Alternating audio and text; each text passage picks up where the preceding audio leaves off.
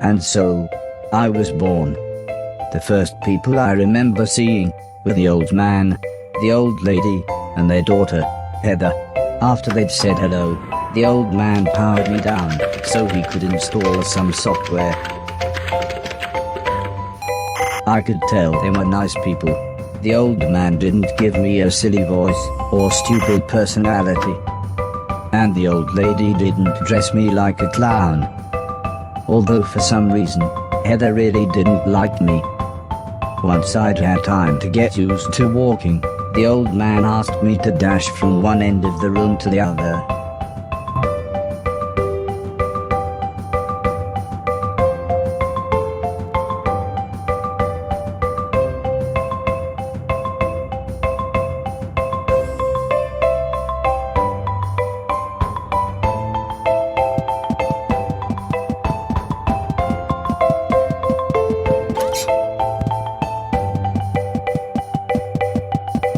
Next, the old man spent a couple of hours building some wooden platforms. He said he wanted me to jump up them, but I must admit, I was scared.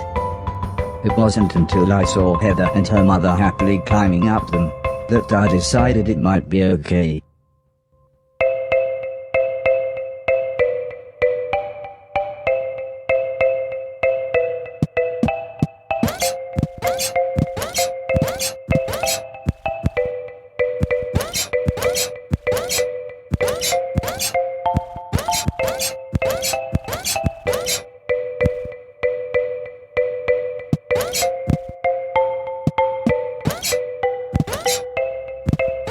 The old man then rearranged the platforms. He told me to try to reach the other end of the room without touching the floor. Heather said the floors made it louder. But when I smiled at her, she just frowned and looked away. The old lady arranged some pillows and blankets. She said it was in case I fell, but I think she just wanted it to look more like lava.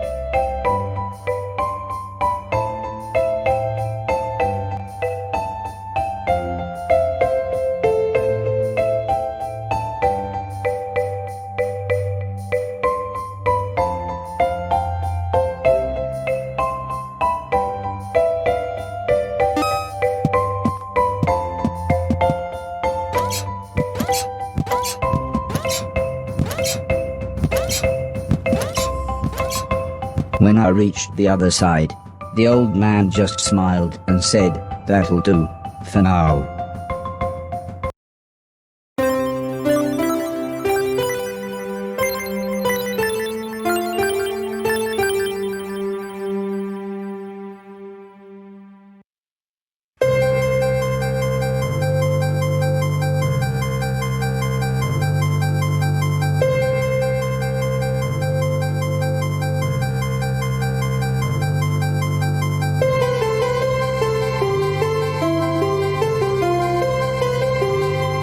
A couple of days after those first lessons, the family had a big meal, and I was introduced to everyone else. The professor was the old man's brother. He was very quiet, and always seemed to just kind of stare at me. He had lived with the old man for 5 years. The house was so huge they barely saw each other. He preferred instead to stay in his room, leaving everything up to his butler, Mr. Deck, as he insisted everyone call him, although the professor always called him Anton. For a while, he called me the yellow bastard, but the old man made him stop, as he thought it sounded racist. Mr. Silton was the old man's driver. Before he worked here, he'd gotten in with some bad people and was the driver in a post office robbery, although it all went wrong for some reason. Mr. Silton showed me a video of his band.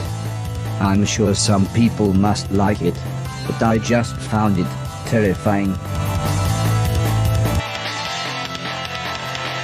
Then there was Alice. She was the cook. She was a nice old lady. When she was younger, she had been a TV chef. Then, years later, she had a small part in Coronation Street. Mr. Silton said, before she worked for the old man, Alice was quite a hoarder. She kept old newspapers and bicycles, and something about a poo in a shoebox. The next morning, the old man gathered everyone together to show them what I was capable of. "What else does he do?" asked Mr. Silton. The old man smiled. "He can help around the house." "Could he help me with my newspaper collecting?" asked Alice. "I'm not sure that's a good idea," said the old lady, "but he can do all sorts of jobs." "Yeah," said Mr. Silton, "shove a stick up his ass and he can do Deck's job." Now, said the old man, "we have company," pointing to some important-looking people. 2 large men, both called Gary, set up what the old man referred to as lasers. He said again, I should try to get from one end of the room to the other, but I shouldn't be worried, as I had a special chip which meant no matter how damaged I was, I couldn't die. He said it was like infinite lives in a video game. But when he realized I didn't understand, he said he would explain another time.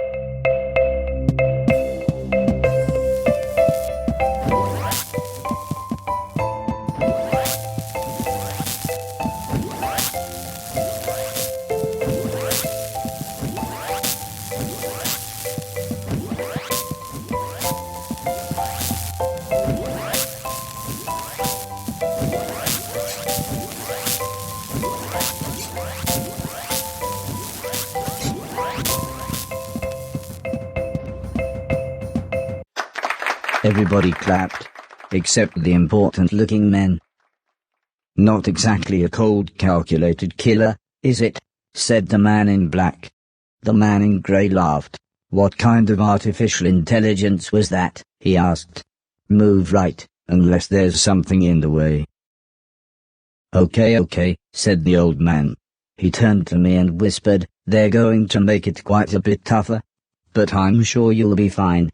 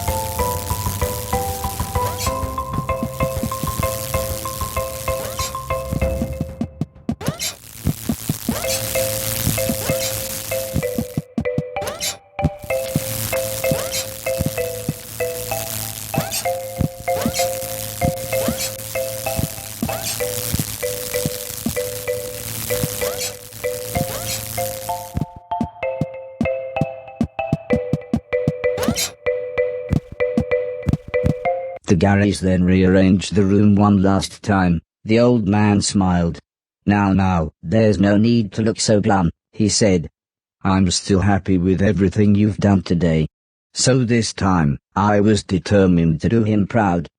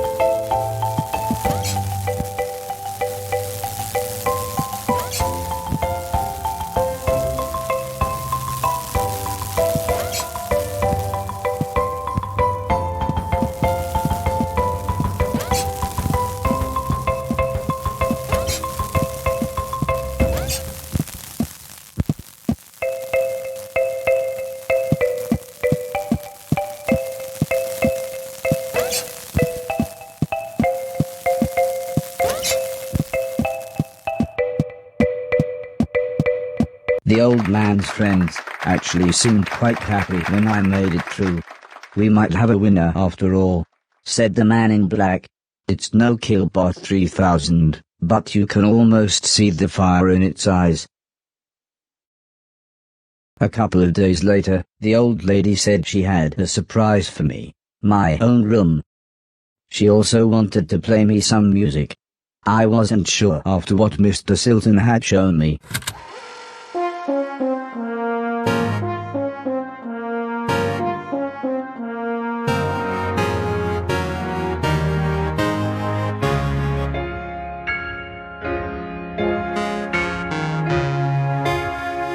As if music wasn't amazing enough, the old lady then bought me a television set. I couldn't believe what I saw. I watched everything I could. Comedy, drama, horror, sci-fi. Anything anyone wanted to watch I would happily watch with them. Then one day, the old man set up a small box. He plugged some cables into the television and said, "This is what I meant when I said video games." I played games at every chance I could. I took on everyone. I was unstoppable. I had enjoyed music, film, and television. But to me, video games really were the highest art form.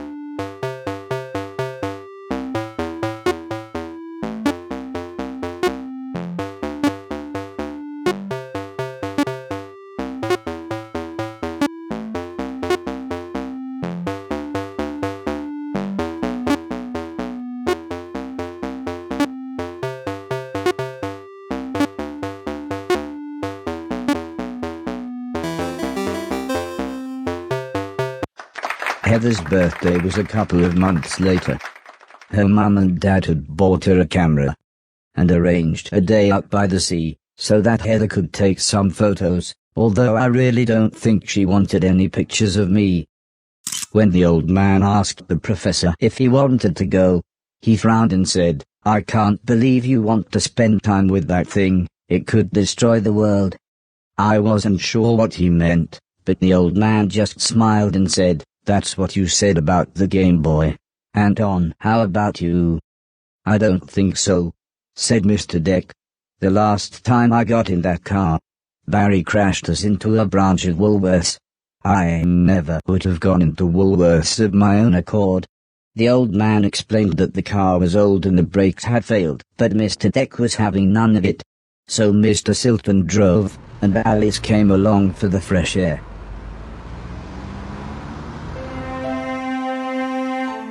I enjoyed being outside, although the old lady kept telling me to be careful of the rickety old walkways. It felt like she was telling me off, but I think she was just concerned.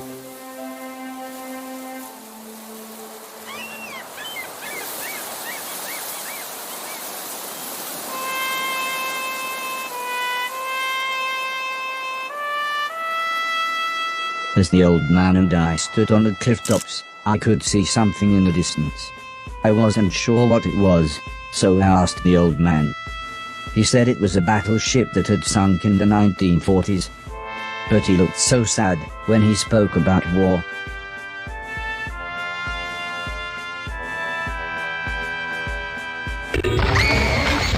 I didn't see what happened, but the metal platform Heather was climbing on had collapsed. She was safe, even if the rocks she was on looked very dangerous. The tide was rising, and we didn't know how long the Coast Guard was going to be, so I offered to climb down and get her. The old man agreed, but said I should be careful, as Heather doesn't have infinite lives, like I do.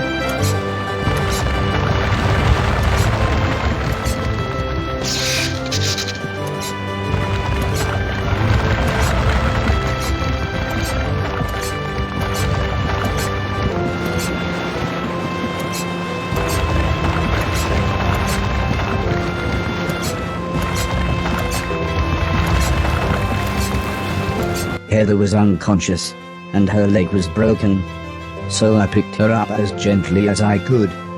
I decided it would be best if I didn't run the rest of the way.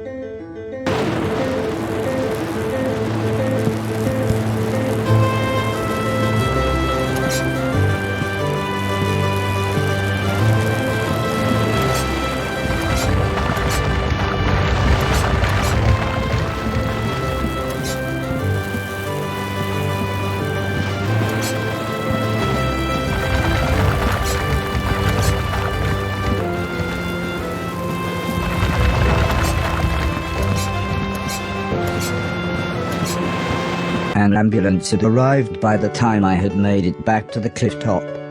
The medics made sure Heather was okay, and then took her off to hospital. A few days later, we all went to see how she was doing. She was fine, but would have to wear the cast for a couple of months.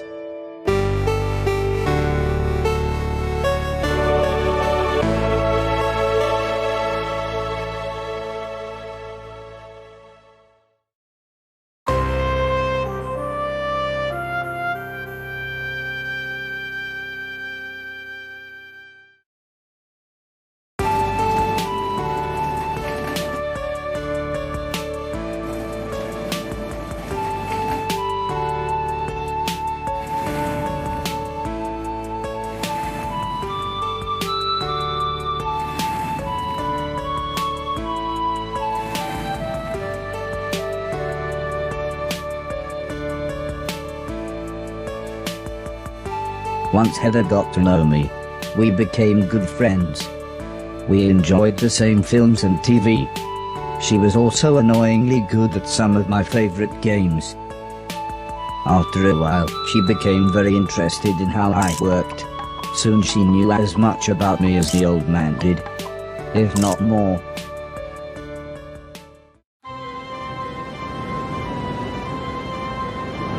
We spent the next couple of months visiting other countries, as when it came to teaching me things, the old man always liked to pick interesting locations. He had explained the basics of mathematics to me at the Great Pyramid of Egypt. Taught me history in the dead of night, surrounded by mysterious giant stones. And even showed me science in action high up in a hot air balloon. This is why I was surprised when the old man took me to a restaurant. It was nice, but it seemed very somber compared to the previous grand locations. He said he just wanted to chat, and this was nice and quiet. Plus it was his favorite place to eat. We talked about life, the universe, Douglas Adams, everything really. When I asked him why were we here, why did we exist, he just smiled and said, life is like a game, just don't expect to be finished anytime soon. When I looked puzzled, he said, well, everyone should have a purpose. So I asked him, what's my purpose? He thought for a bit, then said, so you want to be a real boy? Which just confused me even more. Eventually the old man said, for now, I want you to help clean things around the house. I must have looked unimpressed, as he then said, okay, I want you to clean 1,000,000 things. It didn't sound like the meaning of life, but I suppose you've got to start somewhere.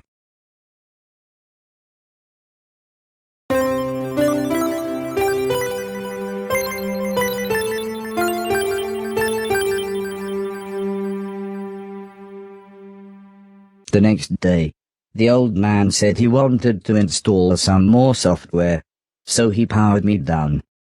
When I came to, he said Mr. Silton had a joke for me, and that I should pull his finger. I don't think I got the joke. So the old man powered me down again. This time when I pulled Mr. Silton's finger, I got the joke. But it wasn't very funny. The old man then explained that he had installed a special chip which allowed me to clean away anything that was broken. He said it also tells me how many things are nearby, and how many smaller things are in a bigger thing. It all sounded very complicated, but he said all I really had to do was pause, and it would bring up all the information I needed. He then said he wanted me to find and clean all of the items in the room. He told me there would be some chains to climb, but that would be nice and easy, as I just had to press up. He then finished by saying, when I had collected all the items, I should come back here.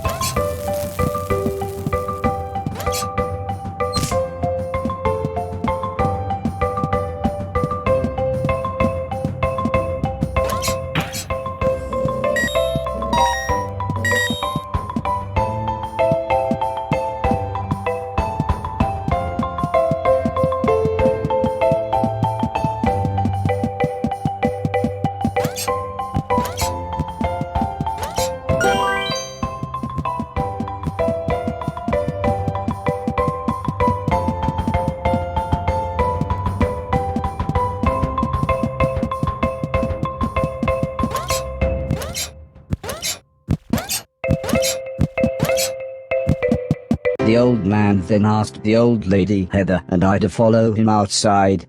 I was happy too, as it was a lovely hot day. The old man said he was worried that Alice had been hoarding again.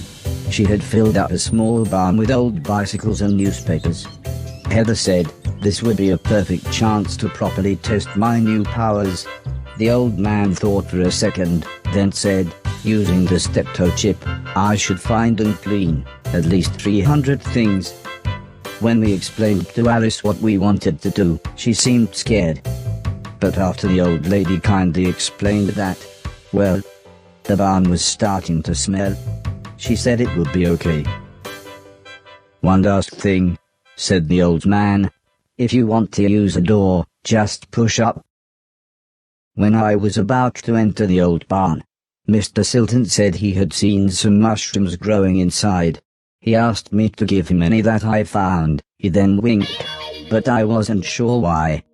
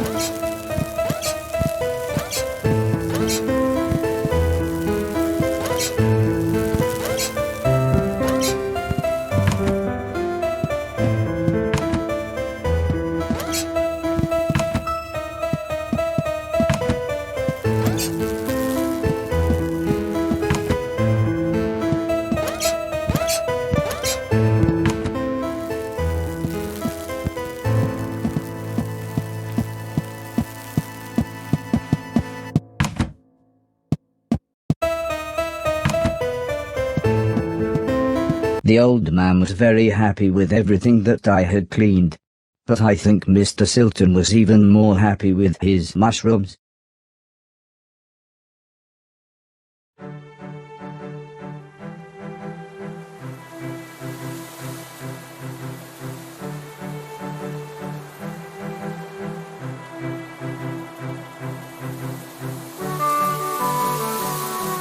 It wasn't the days getting shorter, or the evenings getting colder. It was the falling leaves that really made me feel sad. As we watched the trees blowing in the breeze, the old lady said, "The leaves must fall before the blossom comes."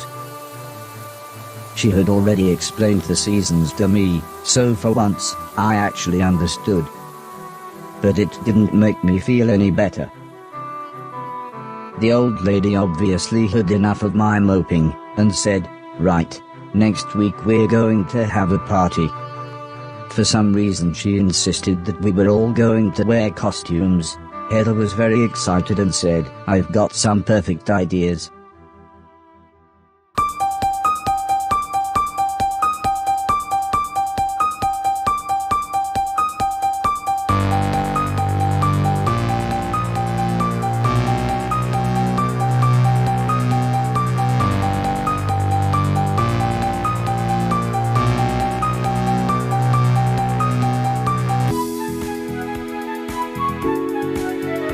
It was terrifying. Everyone was dressed like someone else. I think I was meant to be some kind of pumpkin, as everyone kept shouting, "It's the Great Pumpkin." Still, at least Mr. Silton was having fun telling everyone his joke. And I suppose Heather's costume was quite flattering. After what seemed like forever, everybody left, and things got back to normal. Heather was allowed to watch a scary film before she went to bed, but I had to help Alice and Mr. Deck clean up. Coming to get you, Barbara. I wasn't happy about this, but the old man said if I was quick, then I could watch the end of the film with them. You're acting like a child. Alice was vacuuming, and Mr. Deck was taking down the decorations, so I thought I should clean up the plates and glasses.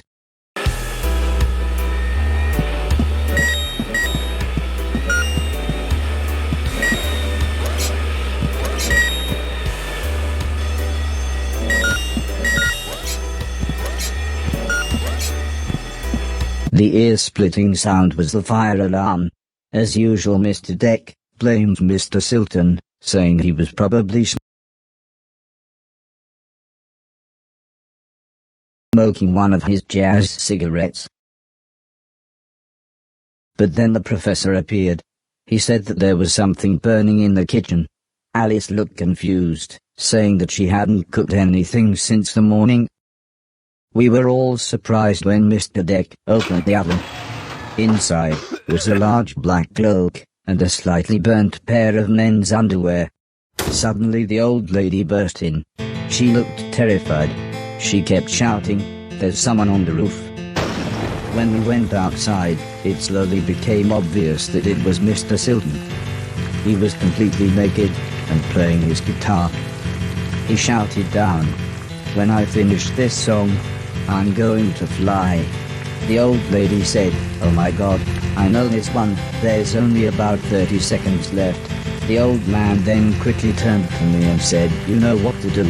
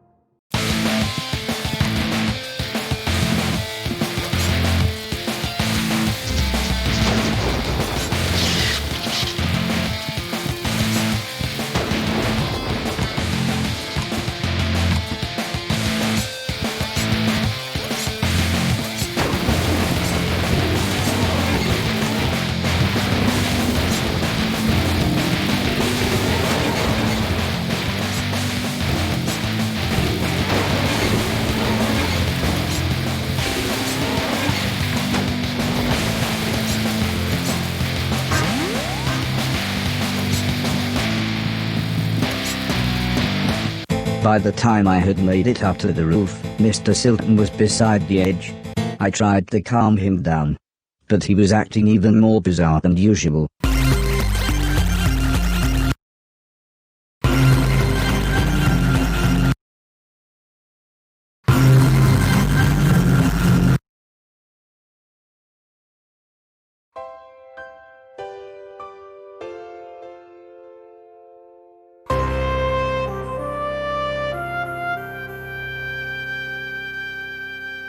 After an hour or so, Mr. Silton was fine. He said he had eaten some bad magic mushrooms. Part of me wondered why he hadn't doubled in size. Still, he was soon laughing and joking with the paramedics. One of them said he looked like the world's worst clown. I don't think Mr. Silton liked that, so he told his own joke. But that just made the other paramedic call him Marshmallow Marceau. I don't think he liked that either, but at least he was still in one piece.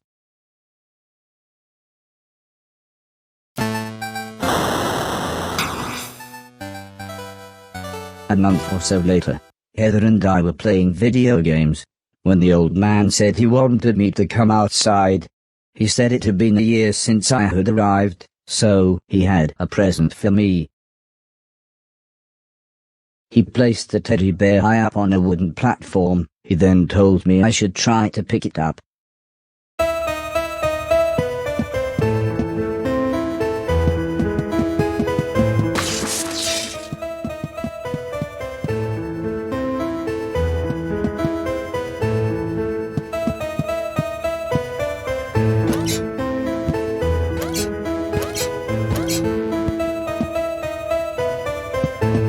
Try as I might, I couldn't reach the teddy bear.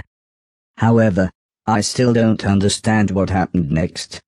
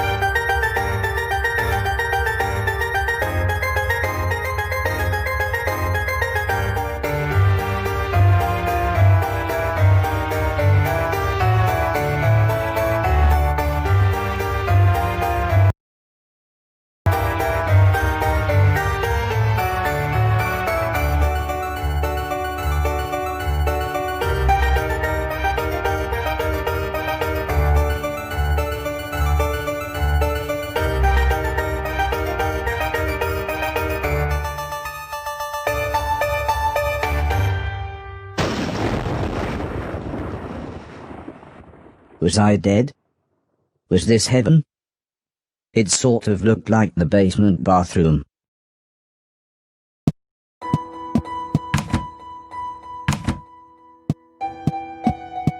It was the shoes the old man was going to give me.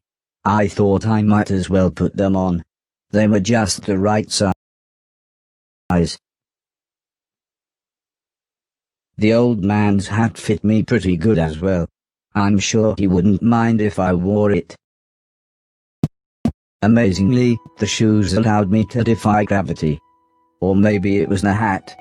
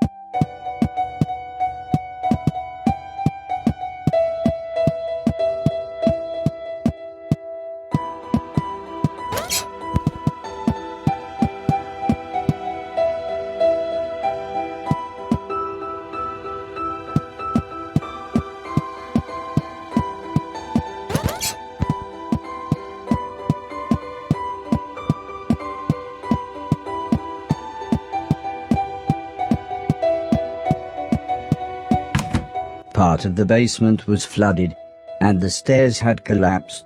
I didn't know what was going on, but I knew I wanted to get back upstairs.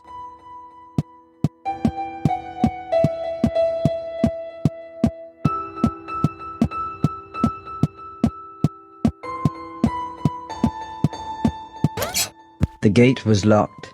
I would need a key. I had to be careful. The electricity was going haywire in some places.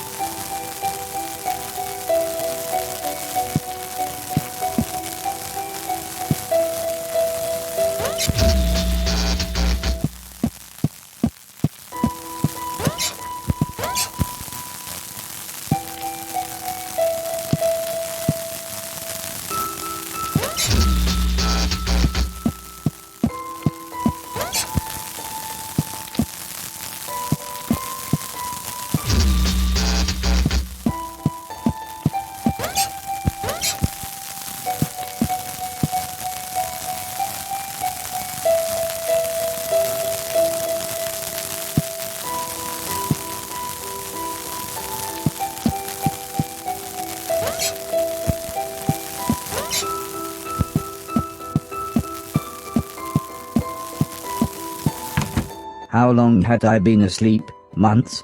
Years? I was so confused. Where had everybody gone?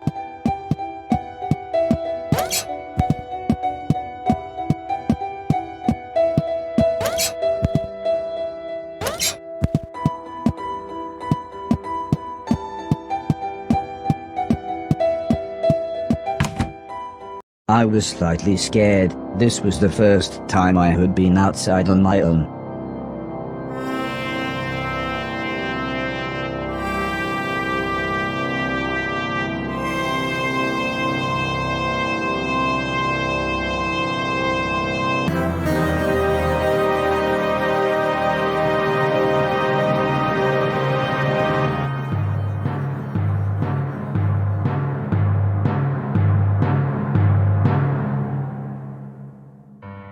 I knew what I had to do. This had to be my purpose. I would clean a million things, so I could become a real boy. Whatever that meant.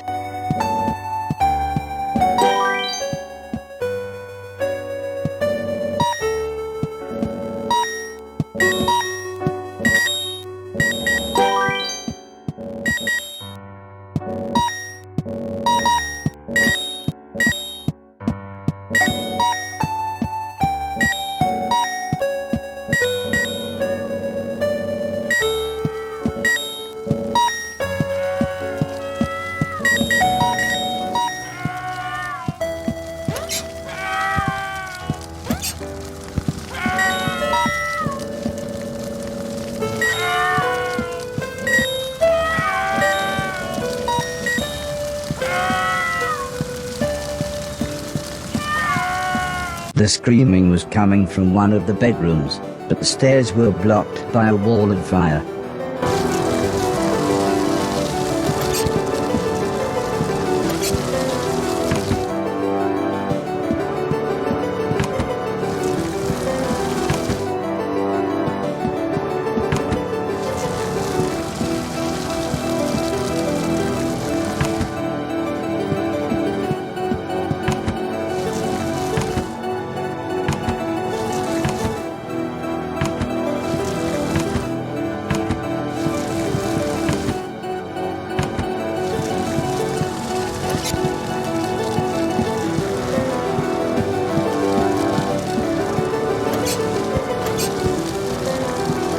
The people screaming turned out to be a man, a woman, and their children. They were confused and terrified. At first the man looked like he was ready to fight me, but after I convinced them that I was there to help, he calmed down. There was no way I could carry them all at once. So the children went first.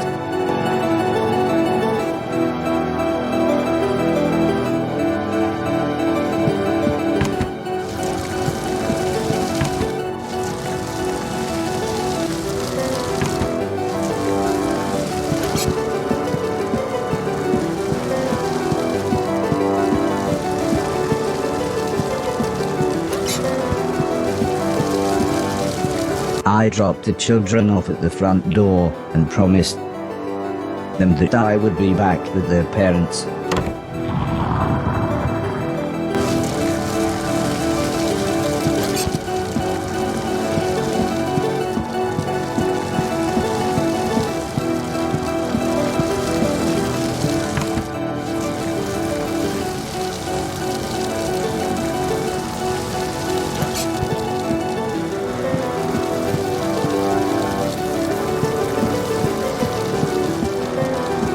The fire was getting much worse, so the woman went next.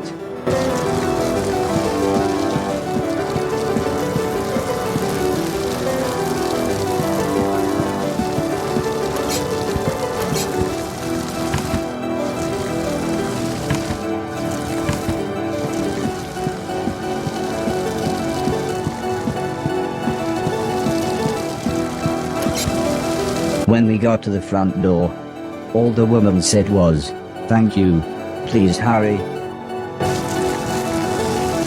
I couldn't leave, not while people were in trouble.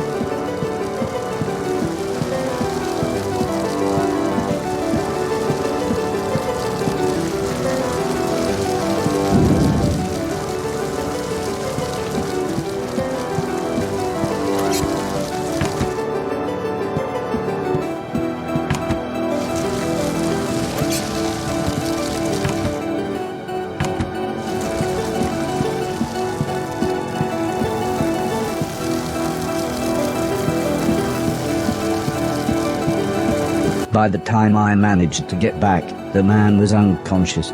I had to pick him up quickly, as I could tell the house was going to collapse at any moment.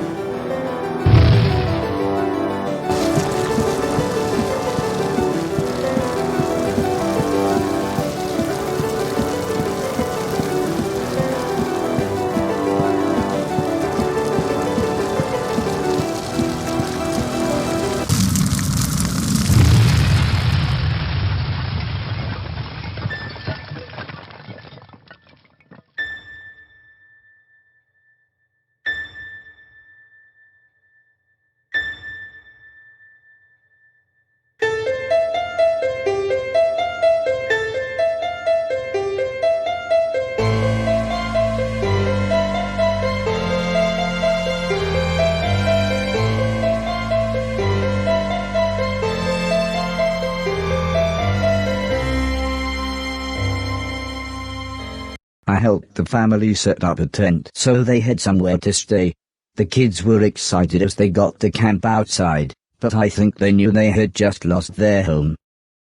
When I mentioned my quest to clean a million things, the man said I should look through the rubble of the house, as they had no use for it. So, when everyone was making dinner, I looked through the wreckage. There wasn't anything I could clean, but to my astonishment, I found a TV set and a games console. With a bit of fiddling I was able to get them to work. So I sat playing games with the kids until their parents said it was bedtime. As we talked, the man opened a bottle of wine. I asked what had happened, why was everything so ruined? The man looked at the woman, then the woman sighed and said, "There was a war." "Yes. A war," said the man. "One side of the planet attacked the other, and before we knew, it was all over. Everything gone. Everything destroyed." "Well, it's late," said the woman. "We should really get some sleep. Help yourself to anything you need, and we'll see you tomorrow."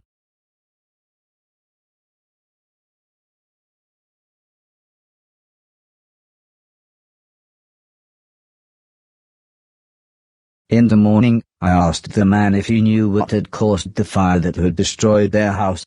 The man smiled. "Crap old house, bad wiring, constant electrical surges from the unreliable power plant, take your pick." He said, if we had the money, we'd move to the mainland.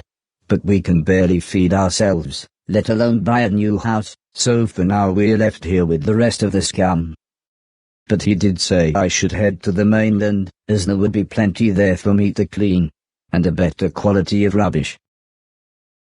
The man said, "Before the war, my lovely wife used to be a fisherman." "Fisherwoman? Fishing person?" "I used to catch fish," interrupted the woman, "and, seeing as you saved us all from the fiery end, maybe you would like to borrow my boat to get to the mainland."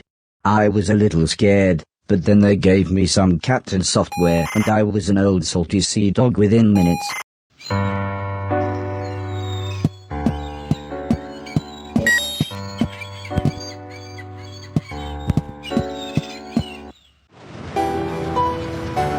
I took the fisherman's boat to the mainland.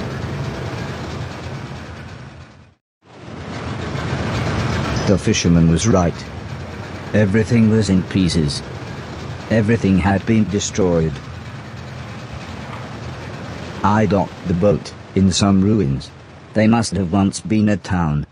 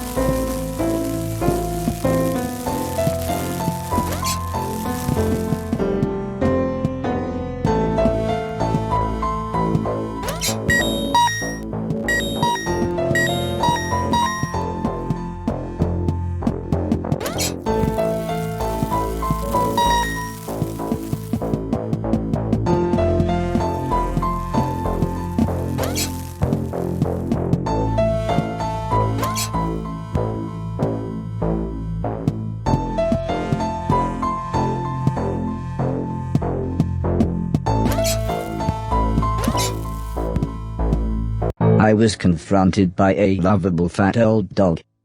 He almost looked pleased to see me. Suddenly, 3 men appeared holding large guns. Or at least 2 men and what looked to be a pregnant woman. Incredibly, it was Mr. Silton. "I thought you'd been shut down," he said. "I mean, it's been years." "I'm not really sure what happened," I replied. I then told him about me cleaning a million things. He laughed and said, "Nothing changes." He then showed me into what was surprisingly a really nice house. "Please excuse my husband," said the pregnant lady. "I'm Edwina, but everyone calls me Eddie. I believe you know this idiot. And that's Preston." "We've met," said the small man. "It was me that delivered that thing, remember?" "All you used to deliver was weed," mumbled Mr. Silton as he put the dog dish on the floor. "And I was there that night, when this twat was off his face on mushrooms.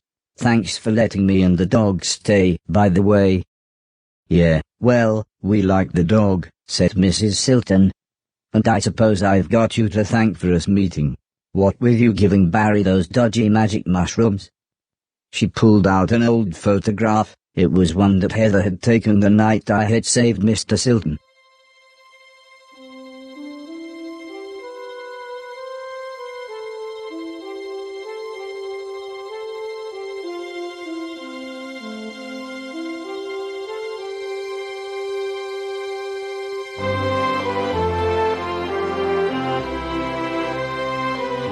It reminded me of everyone else, so I asked what had happened to them.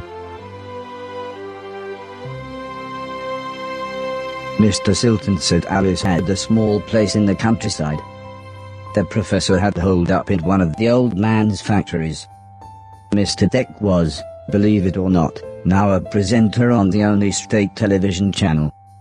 And Heather and her mother lived on a government compound where they both worked. I asked about the old man, surprised that Mr. Silton hadn't mentioned him. He's dead," said Mr. Silton. "Sorry, I thought you knew." "Anyway," said Mr. Preston, "I thought you said that robot thing found the mushrooms for you, in that hoarder's manky old barn." Mr. Silton looked embarrassed. "Well," said Mrs. Silton, "I guess we've got you to thank for getting us together then." "Time for bed, I think," said Mr. Silton. "Make yourself comfy, and we'll see you in the morning."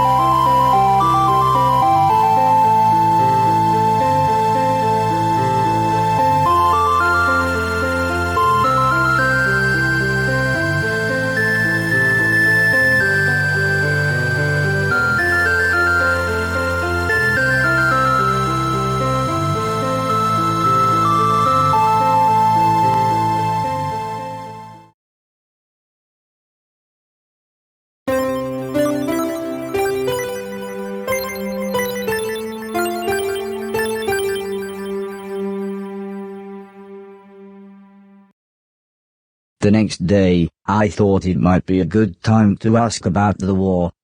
Judging by the look on everyone's faces, it wasn't. "Well, the war," said Mr. Silton.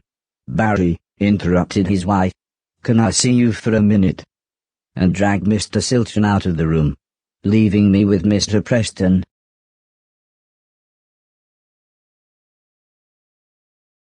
All of a sudden, Mr. Silton appeared. "How about a tune-up?" he said. Mrs. Silton started to make some food, and Mr. Preston was playing with the dog, leaving me to chat with Mr. Silton. I said that I really wanted to see everyone else, but Mr. Silton said that it wouldn't be that easy. Traveling now, especially for a robot, is complicated. Go back to the house, you could even do some cleaning. Wait there and I'll work out a way to get you to each of them. I told him that I couldn't get into the main house because the hallway ceiling had collapsed. "I have just the thing," said Mr. Silton, as he pulled some sort of card out of his pocket. "If you can get into the caves under the house, you can use this security pass to get into the old man's laboratories. You can get into the main house that way." I was so excited, I would be able to get back into my old room. I said thanks, and made my way to the front door. "Also, I think you might be able to help us out," said Mr. Silton, "but we'll meet up back at the old man's house in a couple of days. You head there and we'll see you soon."